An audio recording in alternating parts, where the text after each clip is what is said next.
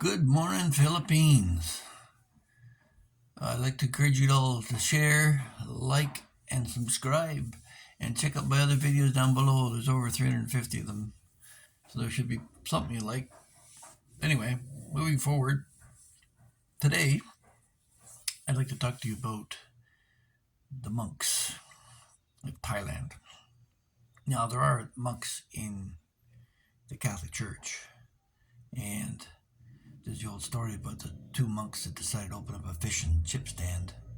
And they're always asked the question, are you the fish fryer? And he'd say, no, I'm the chipmunk. But jokes aside, when you go to Thailand, it's a different experience than the Philippines. And I don't think in the Philippines you could do what they do in Thailand. The Thais have an expression, Thai Madai, which means Thais can do it. And when we were working in Chiang Rai building the school for the refugees from Myanmar, the subject came up for donation boxes, and donation boxes were made and circulated. We had over 600 of them in northern Thailand, and they were left in temples, around monuments, in banks, unattended.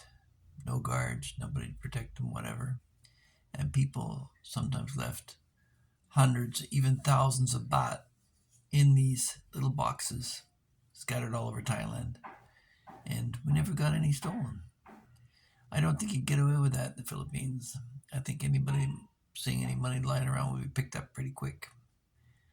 With that aside, when I was in Bangkok, I had this habit of going out at night, around 1 in the morning, to give what I thought would be help for some of the poor. And because during the day, all the rich beggars would be out there getting the top spots, working daylight hours.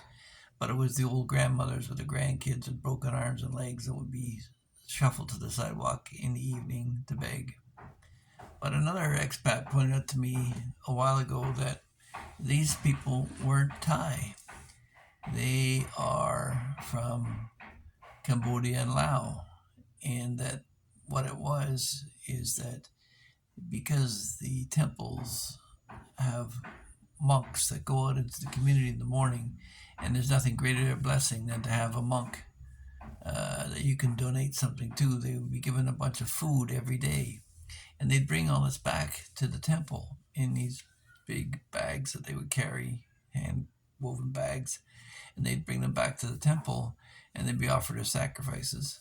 But also at night, the poor Buddhists would go into the temple and lie down in the temple at night, sleep there like they're homeless, and get the food that was left over from the monks. So all these people that I was seeing on the streets of Bangkok weren't actually Thai. They were from immigrants or illegals from Cambodia and Laos that were stuck there. So that was an interesting perception. But in the morning in Thailand, when you get up early with the birds, you'll see the monks walking with their robes, and the most senior monk would be the one that you would want to make your donation to, your blessing to, because he had the most power with the powers to be within the temple to grant you your wish or have a more supreme blessing. So none of this really was the directive by Buddha. It was a religion created out of a philosopher who the Buddha was. He never claimed to be in any relationship with God or to be a prophet or anything like that. He just was an observer of life and was able to find the precepts for his philosophy, the 5 precepts of Buddhism that allowed you to say or claim that you were a Buddhist. And you can be a Buddhist and be a Catholic at the same time because there's no conflict. And everything that the Buddhist philosophy purports to be the way to live, the Catholic Church also does too. So there's no real problem with that.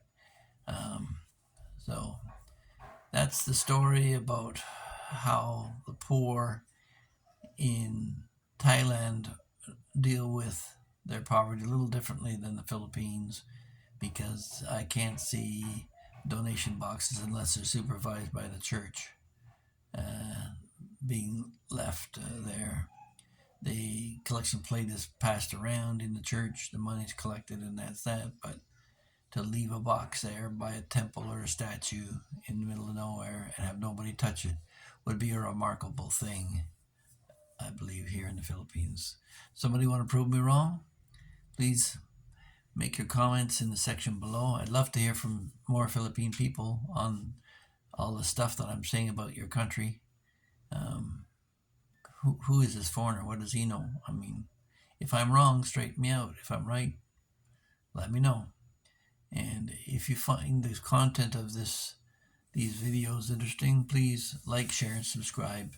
And we'll see you in the next one. Bye.